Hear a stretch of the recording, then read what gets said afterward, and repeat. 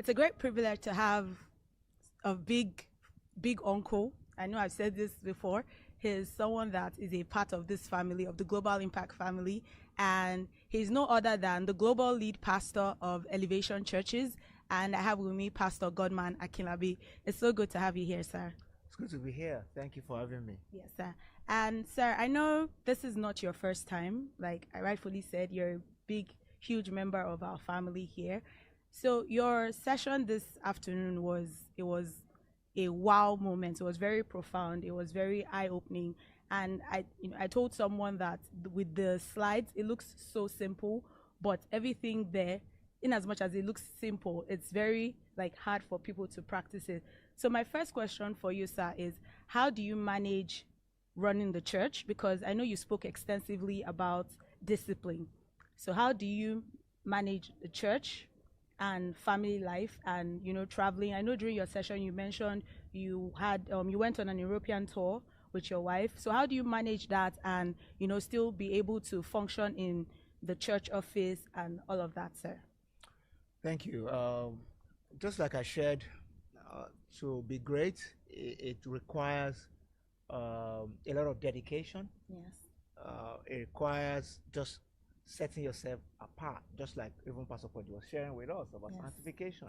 Just set yourself apart. And that's what discipline is all about. When you can know what you're supposed to do, at what time you're supposed to do it, and what should get most of your attention for time. So you don't become a jack of all trade and master of none. True. It takes a lot of discipline to be able to do that. What should take your focus away from what?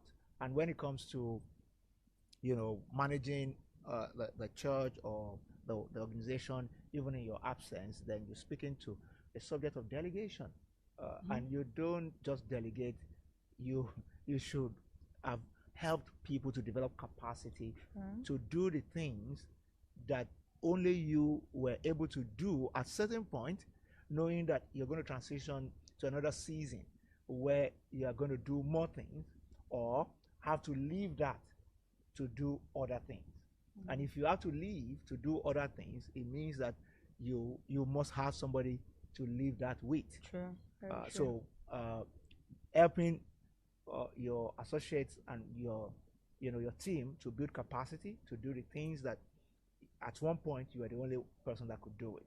It's a very essential assignment of a leader. And then the willingness to now delegate, to now leave it. Like the scripture says, he said we should forget the former things. God said, well, I want to do a new thing. A lot of the time, if you don't leave the old, you can't focus on the new.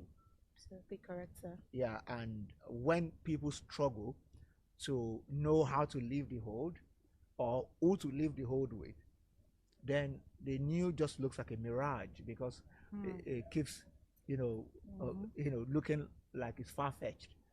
Because you're saying, where do I dump this to be able to do this? And if you don't do those new things, the future, you can't deliver on the future. True. So that's how to live. That's very interesting, sir, that you talked about delegation, but I know you have a lot to say about that, but I'll just move quickly to the second question.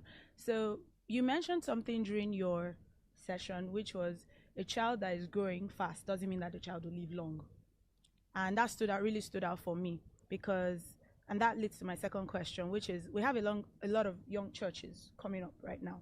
And, we're seeing the gospel, we're seeing there's this growth, but do you feel that there is a structure or there are structures in place that would make them last long? Because the theme for this year at MLF is built to last, engineered for impact. So do you feel personally that those churches, based on the gospel, based on the impact that they have right now, that it would last, or that they have structures that would take them, that would transcend the next 10 years, the next 20 years? Well, you have to be a part of any organization to be able to speak to their foundation and their capacity for longevity.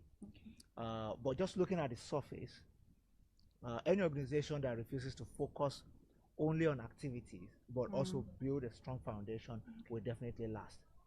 Everything that God does in a ministry or in any organization is an additional weight.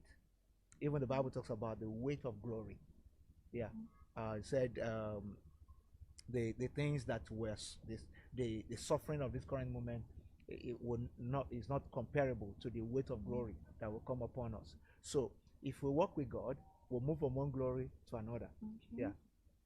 We behold, the glory of the Lord. The Bible says we're transformed from one level of glory to another.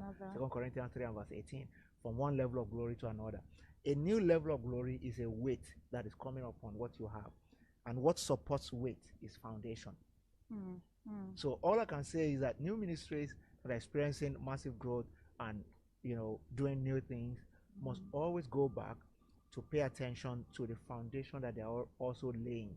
You shouldn't be too fast in developing a superstructure when your substructure that will carry how high you will go is not getting attention.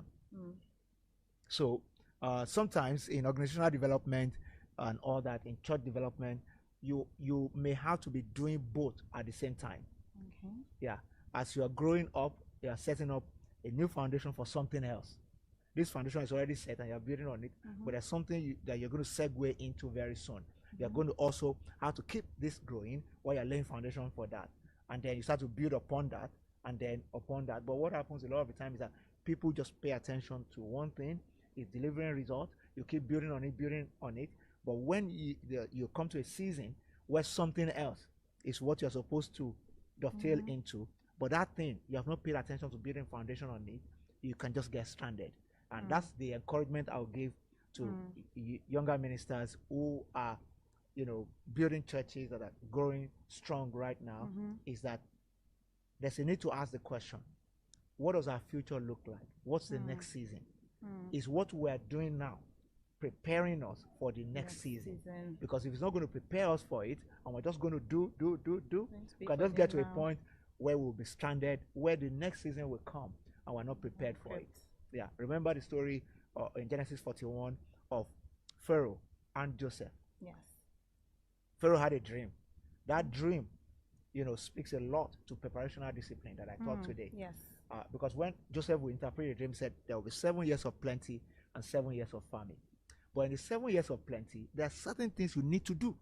Don't just eat with your two hands. To prepare. Yeah, but you have to keep 20% aside, and you have to build silos, build different things that that you use to store them, because you're going to be storing things for 7 years, and you're going to be you're going to have to deal with your appetite for 7 years. The Father is plenty, it's plenty, it's plenty. Does not mean you should just do plenty. You keep some, and then so God always gives us the opportunity to do something today that will prepare us for what is ahead, so that when we get ahead, we're not stranded. Yeah. Absolutely. Thank you so much, sir, for your time.